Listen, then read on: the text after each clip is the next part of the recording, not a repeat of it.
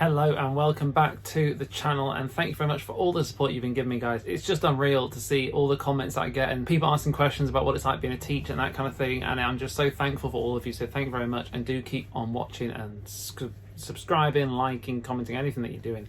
It's just so helpful to me and so helpful to everyone else that is obviously learning from you guys when you ask questions and I can answer them. And yeah, thank you so much. Today we're going into a bit of an interesting one. So we're going to talk about things that teachers probably don't tell you before they become a teacher. There is some things about teaching that teachers don't really like talking about very much, and I think should be talked about a lot more in terms of what being a teacher is like, because it should be made aware for those people coming into teaching what's really going to be going on when you become a teacher. So I'm going to try and tell you what some of them are today, and they're not bad things, they're not worrying things or anything like that. They're just things that aren't really spoken about much, but hopefully will be spoken about today. And once we have kind of talked about them a little bit, you'll be a bit more aware about what it's going to be like when you first become a teacher in primary school for me, or secondary school, whatever it is for you guys. So first of all, some people that are teachers and some people believe about teachers that you have to be on top of your game 100% all day long, every single day, and you have to be right up there because you're teaching and you've got children that are counting on you and it's so important. All that stuff is true. It is really, really important to be on top of your game and to be right up there and to be working as hard as you can, as much as you can, but it's also all right to some days not feel like that, okay?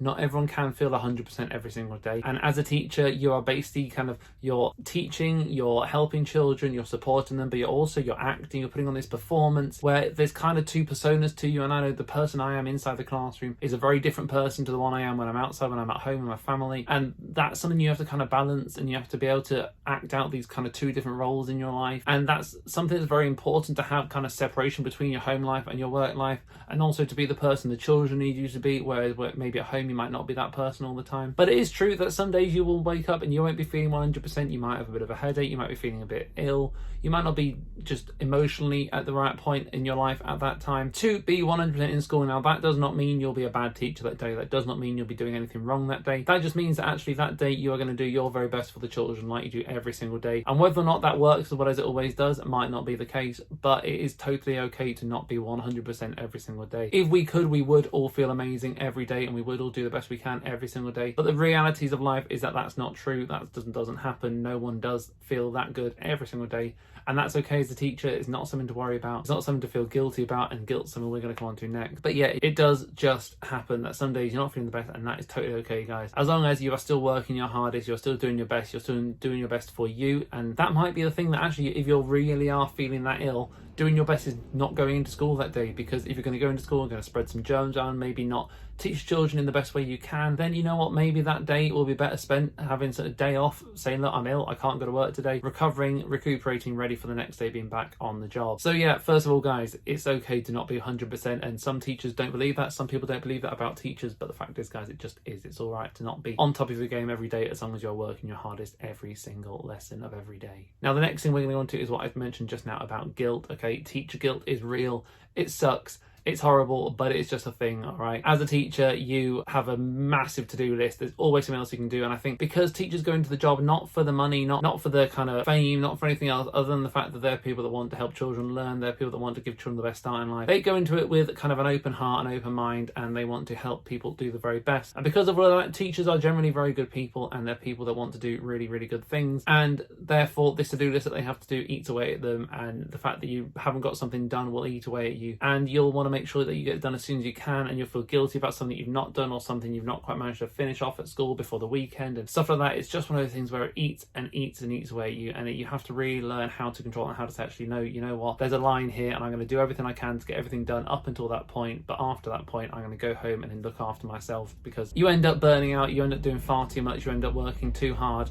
for something that is not necessarily worth it in some cases. And yeah, it's just not worth the battle, guys. So yeah, teacher guilt is a thing where you will just feel horribly guilty about some things that you've not quite managed to finish, or something that you've tried to do for a child, you've not been able to do it. But it's all right that you didn't do it, because you know what, some things aren't possible to get done. And yeah, just leave it there and make sure you're looking after yourself and your family. But yeah, teacher guilt, it happens. And going on from kind of teacher guilt is the Sunday night nerves, all right?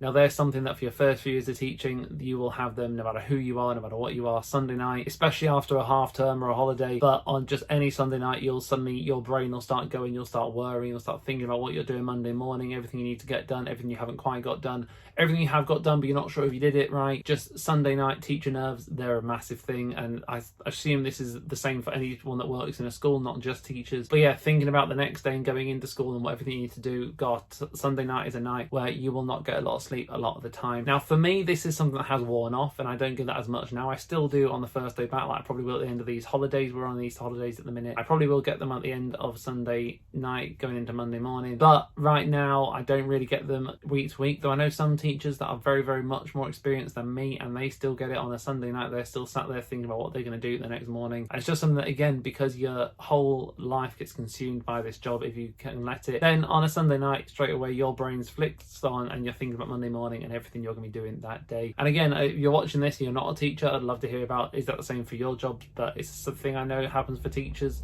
It might happen for other people, it might happen for whoever else, someone who works in an office. But yeah, Sunday night teacher nerves, if you have a look on Twitter, people talk about them every single Sunday. They're a thing, they're real, and again, they suck a bit, but it's a good thing really, because it makes sure you're organised for Monday morning. And the last thing we're going to talk about is the fact that when you pick a school to work in, it's so important. The school is a match for you as well as you are a match for the school, okay? If you're working in a school that is kind of a match for you and you agree with the things that go on in the school and you think that everyone kind of works well together and that kind of thing, then it makes the job so much easier and so much better compared to if you're working in a school where maybe the direction the school's going in is not something that you agree with, not something that you necessarily want to follow, and all of a sudden you might find yourself kind of going opposite ways to people that are either above you in the leadership chain or just generally working alongside you but not quite doing things the same way.